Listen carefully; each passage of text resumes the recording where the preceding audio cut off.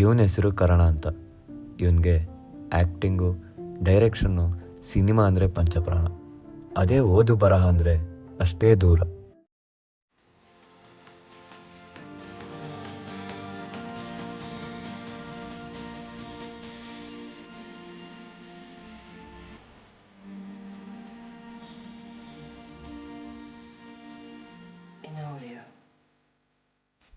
ಇವ್ರ ಮನೇಲಿ ಇವನೊಬ್ಬನೇ ದುಡಿಯೋದು. ಇವರಪ್ಪ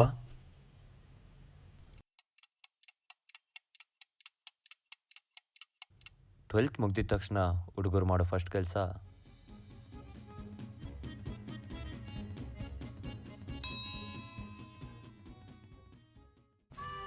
ಇವನು ಬೋರ್ಡ್ ಎಕ್ಸಾಮಲ್ಲಿ ತೆಗ್ದಿರೋ ಮಾರ್ಕ್ಸ್ ನೋಡಿ ಇವನ ಸಂಬಂಧಿಕರು ಮಾತ್ರ ಅಲ್ಲ, ಇವನೇ ಸಾಕಿರೋ ನಾಯಿ ಕೂಡ ಇವನ್ನ ಈ ಥರ ಮುಂದೇನು ಮಾಡಬೇಕು ಅನ್ನೋ ಟೆನ್ಷನಲ್ಲಿದ್ದಾಗ ಕರಿದೇ ಬರೋ ಅತಿಥಿ ಅಂದರೆ ಫ್ರೆಂಡು.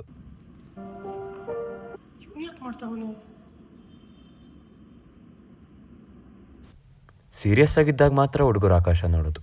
ಮಗ ಇರೋ ಬರೋ ಕಾಲೇಜ್ಗೆಲ್ಲ ಅಪ್ಲಿಕೇಶನ್ ಹಾಕಿದ್ವಿ, ಎಲ್ಲ ಕಡೆ ರಿಜೆಕ್ಟ್ ಆಗ್ತಿತ್ತು. ಏನು ಅಮ್ಮ ಇವಾಗ ಕಾಲೇಜ್ ರಿಜೆಕ್ಷನ್ನು, ನಾಳೆ ಕಂಪ್ನಿ ರಿಜೆಕ್ಷನ್ನು, ಆಮೇಲೆ ಮದುವೆ ಟೈಮಲ್ಲಿ ಹುಡುಗಿರು ರಿಜೆಕ್ಷನ್ನು. ಹಿಂಗೆ ಆಗ್ತಾ ಇದ್ರೆ ಲೈಫು ರಿಜೆಕ್ಟ್ ಕೂಡ. ಮಗ ಭಯ ಹೋಗಿಸ್ತೀಯ ಅಂದ್ರೆ ಇನ್ನೂ ಭಯ ಪಡಿಸ್ತೀಯಲ್ಲ. ಯಾರ ಹೆಸರಿಕ್ಕಿದ್ ನಿನ್ಗೆ? ಹನುಮ ಅಂತ.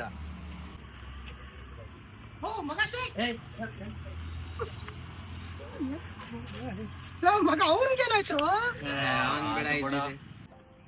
ಮಗ ಹೇಳ್ತೀನೋ ಮುಗೀತು, ಮುಂದೇನೋ ಮಾಡೋದು? ಸುಮ್ನೆ ಇಂಜಿನಿಯರಿಂಗ್ ಮಾಡ್ತೀನಿ, ನಾವ್ ಅಪ್ಪಂದ್ ರಿಯಲ್ ಎಸ್ಟೇಟ್ ಐತೆ ಅಷ್ಟೇ. ಮಗ ನಿಂದೇನೋ? ನಂದು ಗೊತ್ತಲ್ಲ ಮಚ್ಚ, ಫೋಟೋಗ್ರಫಿ. ನಿಂದು? ಮಚ್ಚ ನಿಂಗೆ ಗೊತ್ತು, ನನ್ಗೆ ಈ ಡೈರೆಕ್ಷನ್ ಫೋಟೋಗ್ರಫಿ ಅಂದ್ರೆ ತುಂಬಾ ಇಷ್ಟ.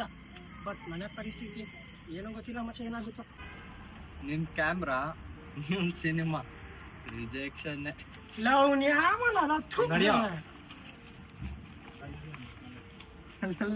ನಿಂದೇನೋ? ಬಿಟ್ಬಿಡೋಣ.